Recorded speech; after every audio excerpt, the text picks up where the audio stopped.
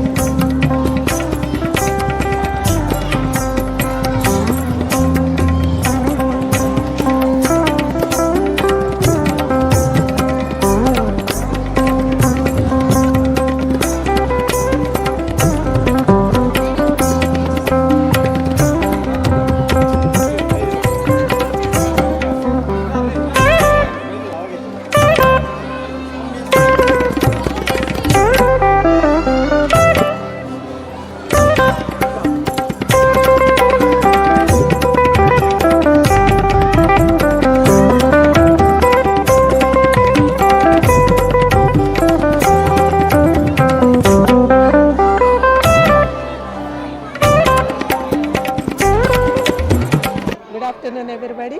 My name is Vijayalakshmi and the principal of the Madhiralapadu Surya Vidya Niketan. So ee roju February 28 ante Science Day. What is meant by Science Day?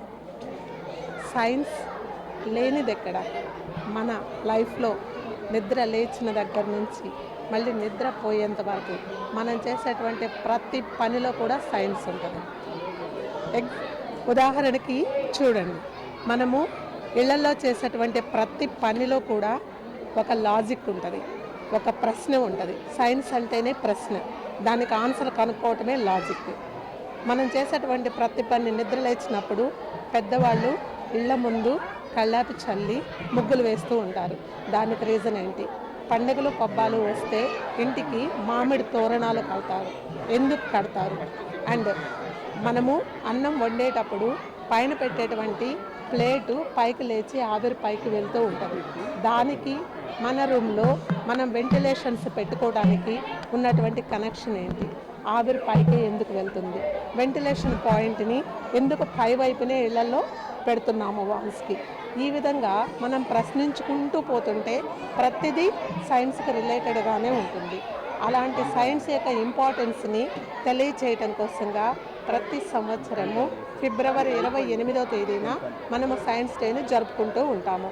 అందుకోసంగా పిల్లల్లో కూడా ఈ ఆలోచన శక్తిని మనం develop చేయటం కోసంగా వాళ్ళ సబ్జెక్టుకు సంబంధించి మరియు ఇళ్లల్లో ఉండేటువంటి కొన్ని రకాల ప్రయోగాలకు సంబంధించి వీళ్ళు రెగ్యులర్గా చూస్తున్నటువంటి విషయాలకు సంబంధించి లాంగ్వేజెస్కి సంబంధించి అన్నీ కూడా మనం ప్రాజెక్ట్ వర్క్స్ని డెవలప్ చేయడం జరిగింది. దీనికోసంగా మనం ఏం చేశామంటే ఈరోజు సూర్య విద్యా సంస్థలకి ఉన్నటువంటి సరౌండింగ్స్లో ఉన్నటువంటి మిగతా గవర్నమెంట్ స్కూల్ పిల్లలను కూడా ఎంకరేజ్ చేసి వాళ్ళని ఇన్వైట్ చేశాము. మద్దిరాలపాడు, చేకూరుపాడు, త్రవగుంట, యనమనమెళ్ళూరు ఇలా వివిధ ఊర్ల నుంచి కూడా బస్సుల్లో పిల్లలు వచ్చి చూసి మంచిగా మెచ్చుకోవడం జరిగింది.